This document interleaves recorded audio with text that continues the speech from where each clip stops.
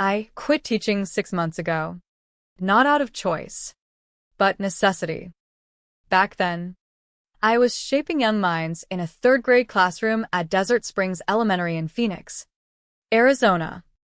The kids' aha moments were my fuel, the way their eyes sparkled when fractions finally clicked or a story came alive.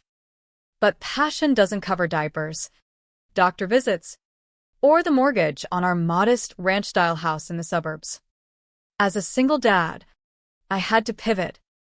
Now, I sling packages for Amazon Flex and FedEx, pulling 70-hour weeks across the sprawling Southwest. It pays double what teaching did, but every shift chips away at my soul. I traded chalkboards for dusty highways, all for my boy, Liam. He needs a dad who's present, not buried in lesson plans.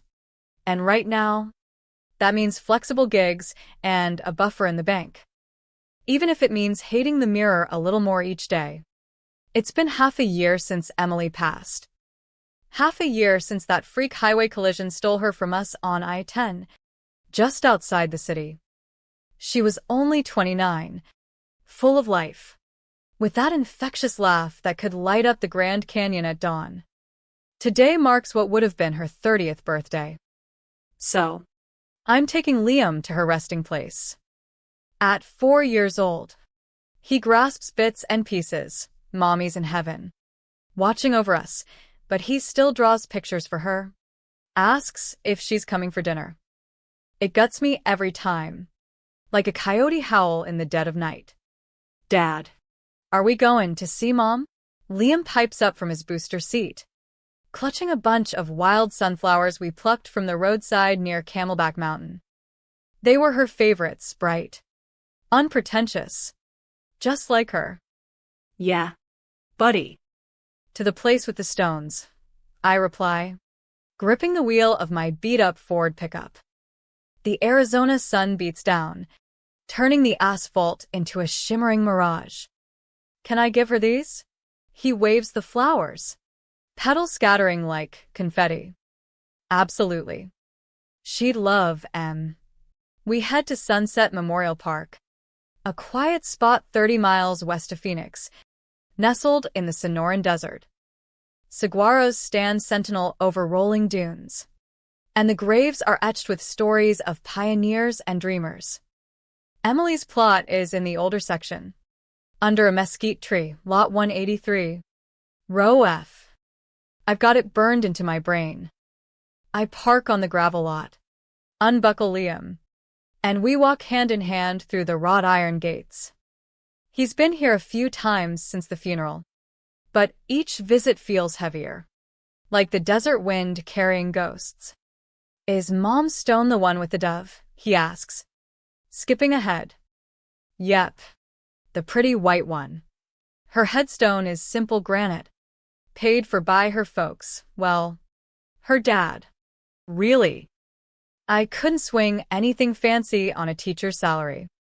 Emily Grace Whitaker, 1996 to 2025. Beloved daughter.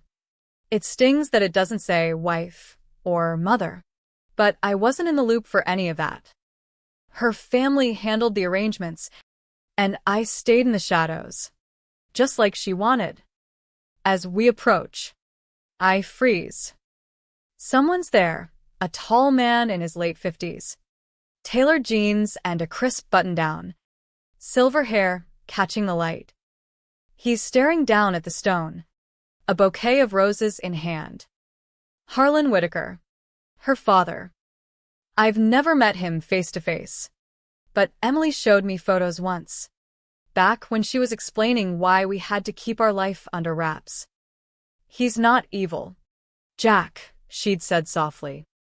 Just set in his ways. Thinks he knows what's best for everyone. I'd pushed. When do I meet him? Her eyes had saddened. When the time's right. Promise. I should have turned back.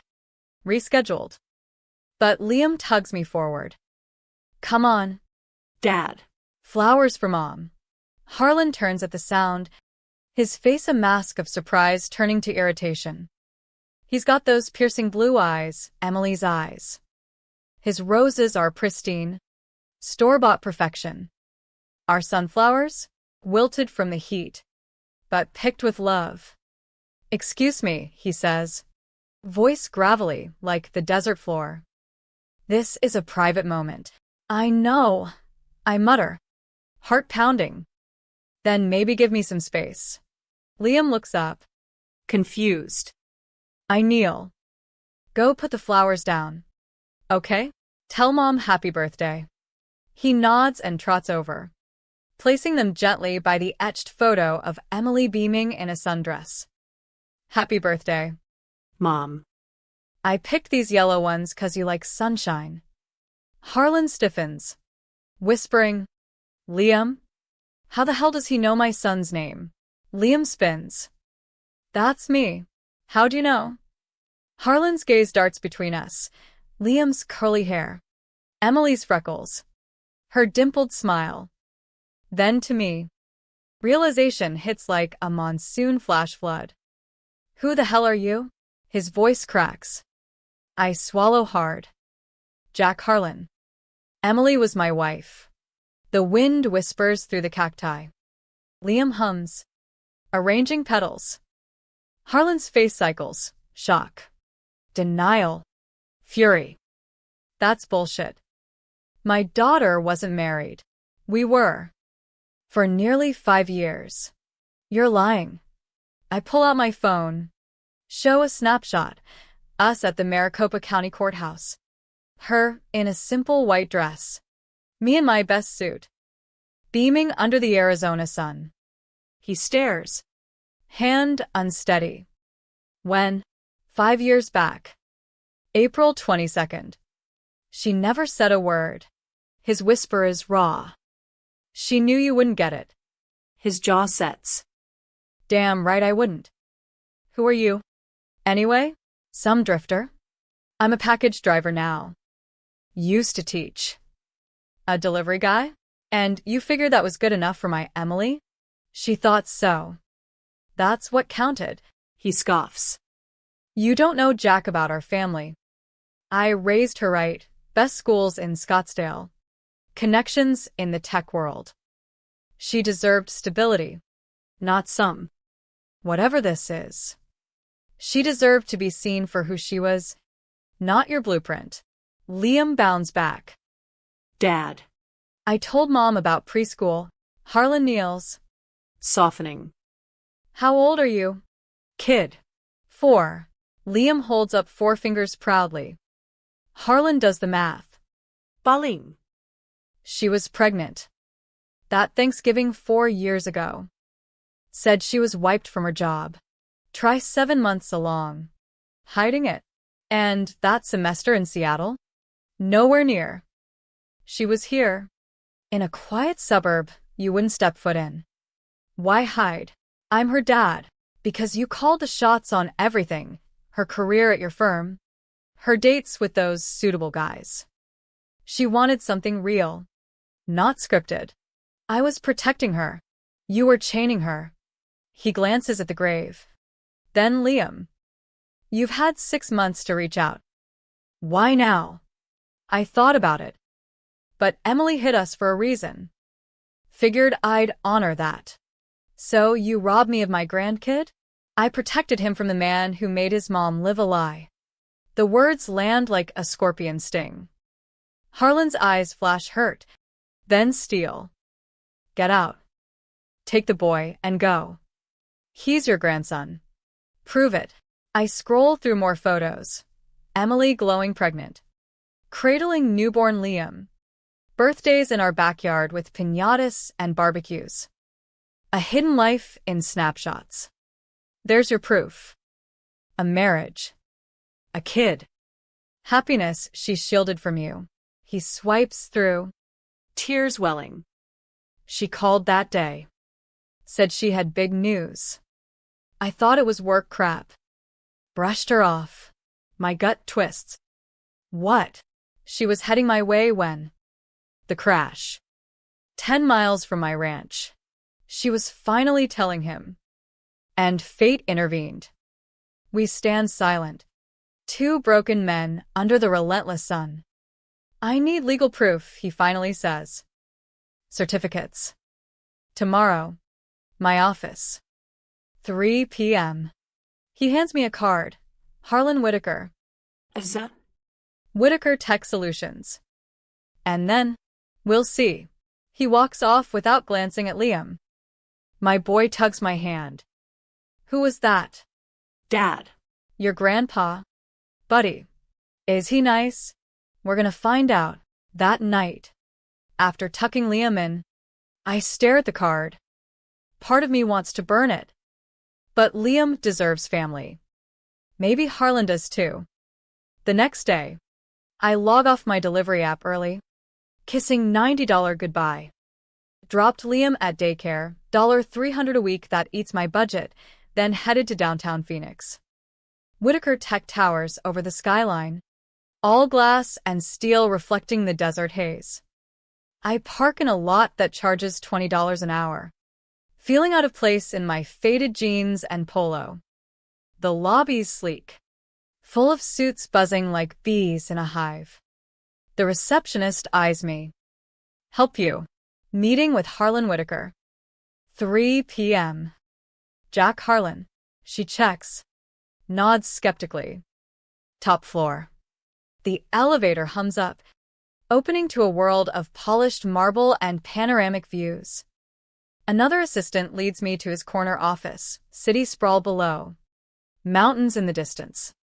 Jack, Harlan says, gesturing to a leather chair. No worries. Just business.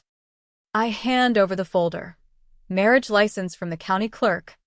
Liam's birth cert listing Emily as mother. Me as father. Photos.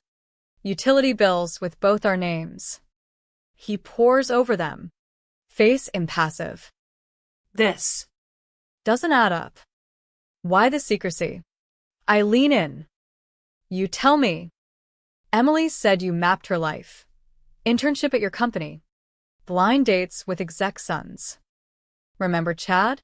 The venture capitalist you pushed. His eyes narrow. Chad was solid. From a good family. She loathed him. Felt like a prop in your empire building. I never knew. Because you never listened. Assumed your way was best. You think you were better? Hauling boxes? I'm a dad first. Quit teaching after she died. School hours don't flex for sick days or emergencies. deliveries do. He pauses. You sacrificed your career for the boy. Damn right. How do you make ends meet? Nanny. I laugh dryly. On $55,000 a year? Daycare's $1,200 monthly. Rent's $1,600 in Mesa. Groceries. Gas for the truck, it's tight. No room for help. So, you grind yourself down. For Liam? Every time. Harlan studies me. She loved you. Wrote about it in emails I found. How you made her laugh. Supported her dreams beyond my world. Yeah. She protected that from you. From disappointing me. He sighs. I want to know him. Properly. Why now? He's blood. I've lost 4 years. If I say no, I'll back off. But please. The plea sways me. Fine. My place.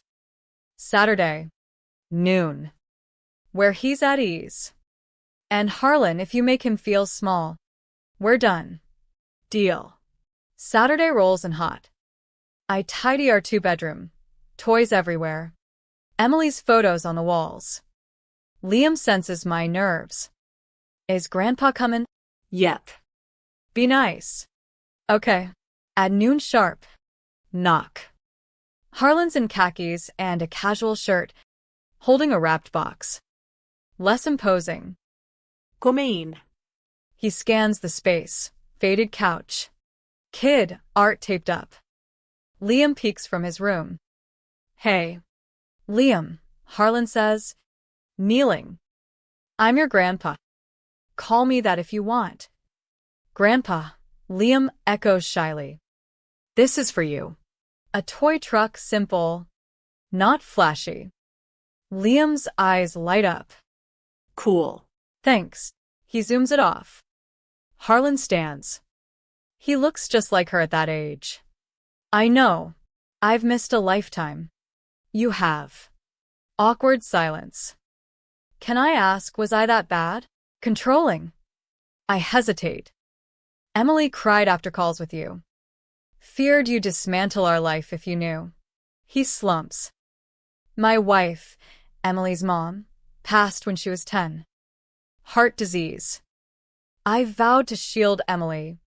Give her the world I clawed for in tech startups. Shielding became smothering. I see that now. Wanted her safe from bad calls. From ending up with someone who couldn't provide. Like me. No apology needed for not being loaded. But yeah. Emily chose love over luxury. He nods. She died en route to confess. If I'd been approachable, it's not all on you. Accidents happen. But if she'd trusted me sooner, we talk more about regrets. Emily's hidden joys. Liam returns, showing his truck. Harlan plays along. Awkward at first, but warming. As he leaves. Thanks, Jack. for this. Don't blow it. Over weeks. He visits regularly. Learns Liam loves dinosaurs, brings books, not gadgets.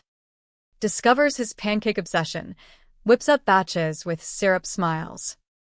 Shares Emily's stories, her climbing saguaros as a kid, stargazing in the desert. One visit. He pulls me aside. Your grind, 70 hours. It's killing you. I'm managing. Not criticizing. Helping. I don't take handouts. Not money. A job. What? You taught. Excelled. Per school records I checked. You snooped, trying to understand. Emily bragged about you in letters, staying late for kids. Buying supplies out of pocket. That was before. Desert Springs has a spot. 3rd grade. I sit on the board, can vouch for you. You can't pull strings. Not guaranteeing. But your old principal raves. Apply fair and square. Why? For Emily. For Liam. For making amends. I mull it. Apply. Nail the interview. Back teaching by fall, same school. New class. Liam starts preschool there. Mornings together. Watching him bound in. Harlan keeps coming. Takes Liam hiking in the superstitions. Teaches stargazing. But I sense something off. Whispers about Emily's crash. Rumors in Phoenix circles. Was it really random? Drunk driver. But details fuzzy. One night. Idé. Pull accident report online. Public record in Arizona. Driver had priors. But Harlan's name pops in witness statements. He was nearby. Next visit. I confront. Harlan. The crash. You were close. He pales. How'd you know? Public docs. Why hide? Not hiding. Painful. I was at a meeting. Heard sirens. Didn't connect till later. Something feels off. Emily heading to you. Coincidence. His eyes harden. What are you implying? Just questions. Foreclosure. The doubt gnaws like a desert thorn. Emily's death was ruled accidental. Semi-truck sideswiped her sedan on the interstate. Driver over the limit. But Harlan's proximity? His empire in tech security, could he have ties? I push it down. Focus on Liam. But nights. I pore over news clips. Forum. Arizona law's clear. Vehicular manslaughter, if impaired. The driver got 10 years. Clean. Harlan notices my edge during visits. Something wrong. Jack. Just. Reflecting. He probes Liam about preschool. But I steer clear. Then. A breakthrough. Old email from Emily I find on our shared drive. Dad's pushing too hard. If he knew about us, he'd flip. But I'm telling him soon. Love you.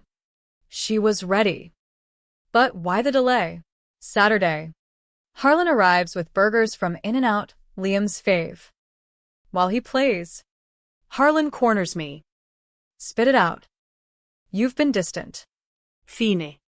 The crash report, you were 5 miles away. Meeting, client dinner. Why? Feels convenient. Emily coming clean. Maybe you didn't want that. His face reddens. You think I orchestrated her death? My own daughter? Not saying that. But your control, maybe pressure built. You're paranoid. I loved her. Then why the iron fist? She hid a marriage. A child. He slumps. After my wife died, I built walls. Feared losing Emily too. Pushed her towards safe paths, my firm. Approved suitors. Like that software mogul son? Yeah. Thought stability mattered most. It suffocated her. I know. Reading her journals. She wrote about freedom with you. Picnics in Sedona. No judgments. So, help me understand the crash. He sighs. Truth. I was annoyed she called last minute. Told her to hurry. If I'd listened. Guilt. Every day. I soften. Maybe we investigate together. For peace. Arizona allows victim families to request full files. We filed jointly legal. No issues. Weeks later, packet arrives. Toxicology. Witness statements. Driver was plastered. No conspiracy. But a note. Emily's phone showed a draft text to Harlan. Dad. Big news. Jack and Liam, my family. Forgive me. She was mid-reveal. Harlan breaks down. She was forgiving me. We hug first time. Let's honor her. Be better. Bond strengthens. Harlan funds a scholarship in her name at the school. Legal donation. Board approved. No strines. Liam thrives. Grandpa. Tell Mom's story. Harlan spins tales. Emily riding horses in the ranchlands. Chasing monsoons. But a twist. Anonymous tip to my email. Crash not accident. Check Whitaker dealings. Paranoia spikes. I confront Harlan. Someone says foul play. Your business rivals? He laughs bitterly. Tech world's cutthroat. But no, proved accidental. Prove it.